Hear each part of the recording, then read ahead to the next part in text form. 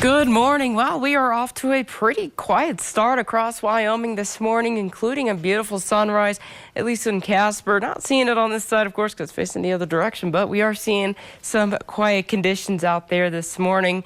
You can actually see that here. Not seeing much going on out here. We are seeing that cold front moving on through. You can actually see that visually with those clouds rolling on in. And as that moves eastward, we are going to see some of those clouds tapering off, at least for right now. We are going to start with some sunshine today before those clouds will really start to refill in as we head into the later portion of the day. And of course, we have our weather alerts ahead of our next weather system. Winter weather advisories in effect at least Friday for areas including Laramie, Rawlins to Casper, and of course up to Wheatland to Sheridan. And of course, as you're heading down to the I-80 Summit, we have that winter storm watch still in effect through at least Friday afternoon. We'll see some heavier snow accumulations possible. And we'll dive into those totals in just a second. But as that precipitation lingers, we start to see a transition to some snow. That snow moving on into Casper, Riverton, as well as we get on into our Friday morning.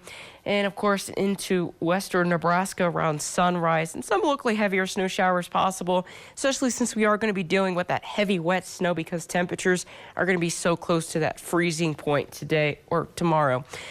Snow accumulations looking at about 2 to 4 inches into Cheyenne, Laramie to Rawlins, a trace to maybe up to 2.5 inches to Casper, a trace to 1.5 inches in the Scottsbluff, a trace to 2 inches into Lusk. Now, looking at that mountain snow, looking at about 5 to 10 inches to Casper Mountain, the Sierra Madre Range and Snowy Range 4 to 8 inches. South Laramie Range 3 to 6 inches with some higher totals possible. Up to Bridger Mountains looking at about 5 to 10 inches.